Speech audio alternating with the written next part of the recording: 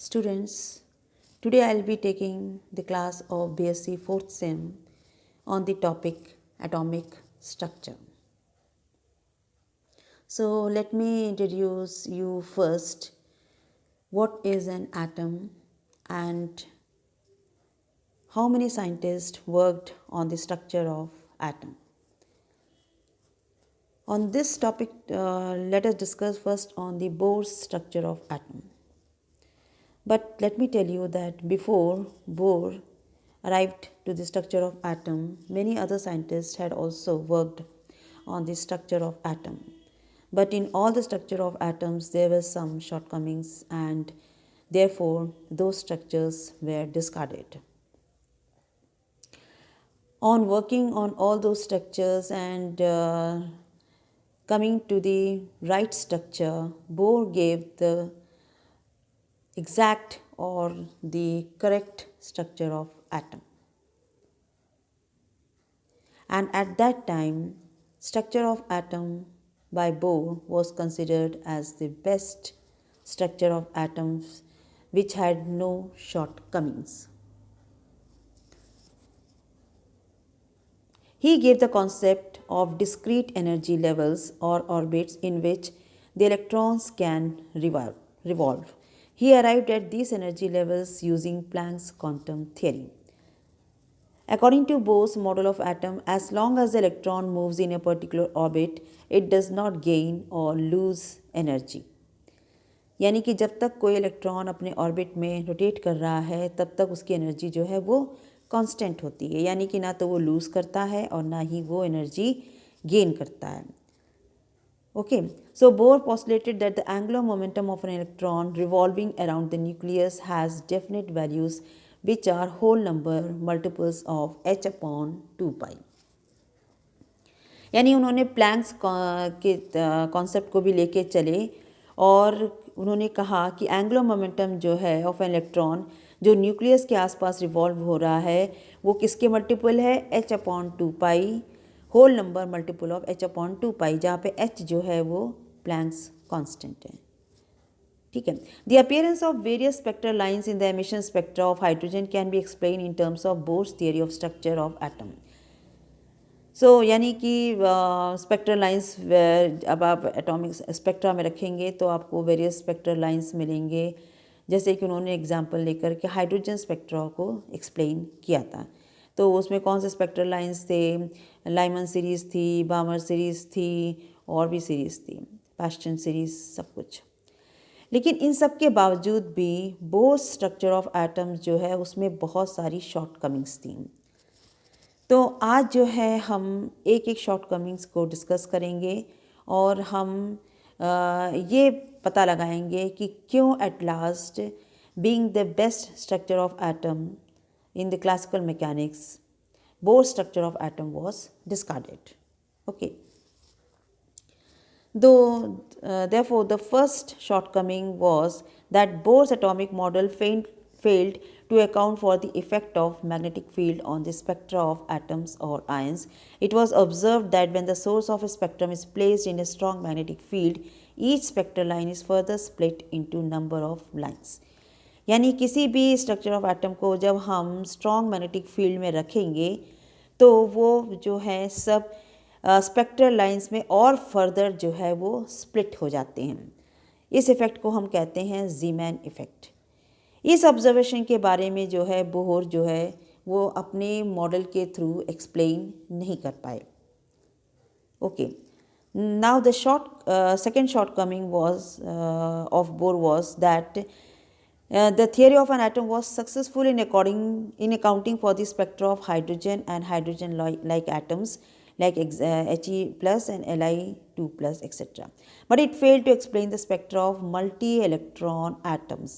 यानी वो structure of atom जो है वो स्पेक्ट्रा ऑफ हाइड्रोजन या हाइड्रोजन लाइक एटम्स जैसे कि हीलियम He प्लस या लिथियम 2 प्लस के बारे में ही एक्सप्लेन कर पा रहे थे.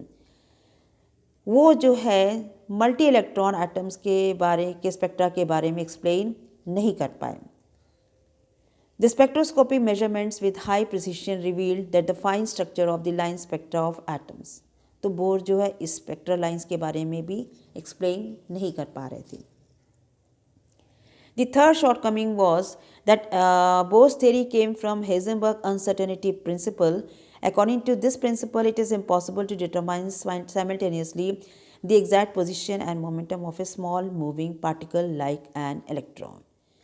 तो हेजनबर्ग अनसर्टेनिटी प्रिंसिपल क्या कह रही थी कि कोई भी माइक्रोस्कोपिक पार्टिकल जो है लाइक इलेक्ट्रॉन, अगर उसको हम लेंगे तो एक ही टाइम पे जो है हम उसके मोमेंटम और उसकी एग्जैक्ट पोजीशन के बारे में एक्सप्लेन नहीं कर पाएंगे। लेकिन बोर ने कहा कि हमारा इलेक्ट्रॉन जो कि एक माइक्रोस्कोपिक पार्टिकल है जो है वो पर्टिकुलर ऑर्बिट्स में रोटेट कर रहा है, और इसका मतलब है कि he is telling about the position and momentum both simultaneously, which was according to Heisenberg not correct.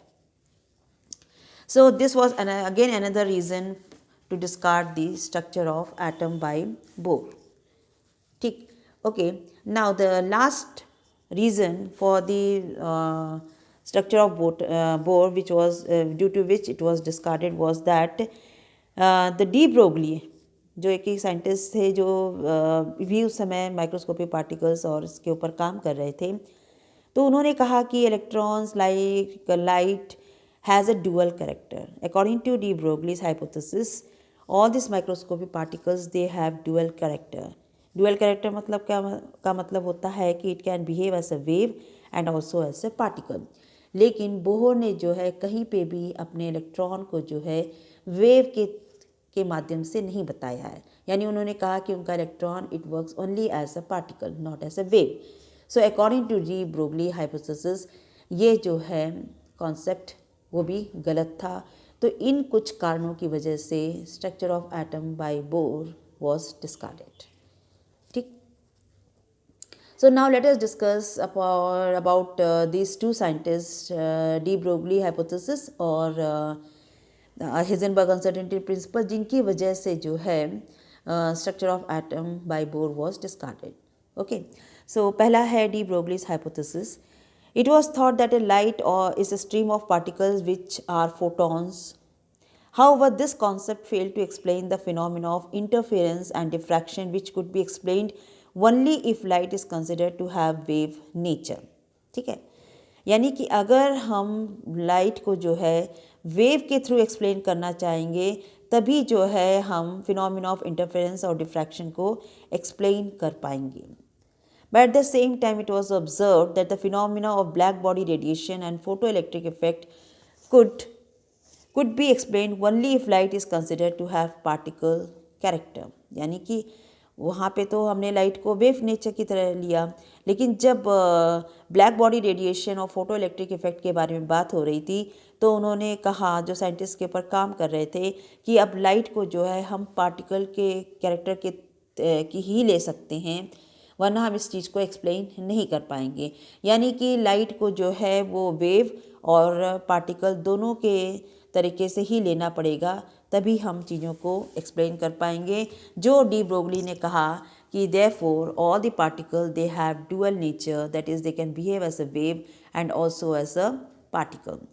तो डी ब्रोगलीज का जो डेफिनेशन थी या जो कॉन्सेप्ट था वो कहता है कि the idea that like photons, all material particles such as electron, proton, atom, molecules, a piece of chalk, a piece of stone or an iron ball, यानी कि microscopic as well as macroscopic objects जो हैं they all have dual character, यानी कि they are associated with matter wave and also as the matter and also as a wave.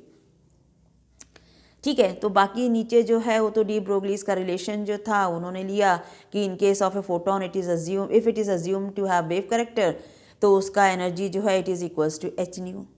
ठीक है, जहाँ पे एच जो है आपका प्लैंक्स कांस्टेंट है, न्यू जो है फ्रीक्वेंसी है।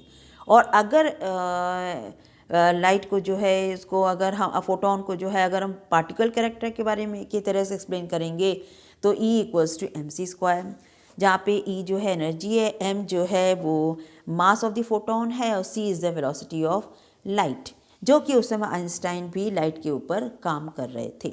ठीक है, तो अब चूँकि दोनों ही एनर्जी हैं तो हम दोनों को इक्वेट करेंगे, तो यानी कि H nu equals to M C square और nu is equals to C upon lambda. तो अल्टीमेटली जो हमको रिलेशन मिल रहा है that is lambda equals to H upon P, lambda यानी wavelength is equals to H upon P, where P is the momentum of the particle and H is the Planck's constant. तो इस relation को कहा गया de Broglie's hypothesis, okay, या D Broglie's equation. Next जो scientist जो थे वो थे हेजनबर्ग अनसर्टेनिटी प्रिंसिपल। ठीक है, हेजनबर्ग अनसर्टेनिटी प्रिंसिपल जो है उन्होंने कहा था कि साइमल्टेनियसली जो है हम पोजीशन और momentum of a small particle को जो है मेजर नहीं कर सकते हैं, यानी कि it is impossible to measure simultaneously the position and momentum of a small particle with absolute accuracy और certainty. If an attempt is made to measure any one of these two quantities with greater accuracy, the other becomes less accurate. Okay यानी अगर हम किसी small particle के position के बारे में बात करेंगे, एग्जैक्ट पोजीशन के बारे में, तो हम उसके मोमेंटम के बारे में एग्जैक्टली बता नहीं सकते हैं, या अगर उसके मोमेंटम के बारे में बात कर रहे हैं तो हम उसके पोजीशन के बारे में एग्जैक्ट बता नहीं पाएंगे, एक्यूरेसी उसमें नहीं रहेगी। तो यानी दोनों की एक्यूरेसी एक साथ पॉसिबल नहीं है। तो अगर हम डेल्टा एक्स को जो है अनसर्टेनिटी इन द पोजीशन और डेल्टा पी को जो है अनसर्टेनिटी इन द मोमेंटम को ले लें, तो delta x into delta p is approximately equals to H upon 4 pi, जहाँ पे एच जो है आपका प्लैंक्स कांस्टेंट है, और जो डेल्टा पी यानी मोमेंटम जो है which is equals to m into delta v. ठीक, तो यानी अल्टीमेटली हमें जो रिलेशन मिल रहा है that is delta x into delta v is equals to H upon 4 pi m. तो ये था हेजनबर्ग अनसर्टेनिटी प्रिंसिपल। तो इन हेजनबर्ग अनसर्टेनिटी प्रिंसिपल और डी ब्रोगलीस हाइपोथेसिस या ड्यूअल नेचर के वजह से जो है Bohr structure of atom was discarded. Okay.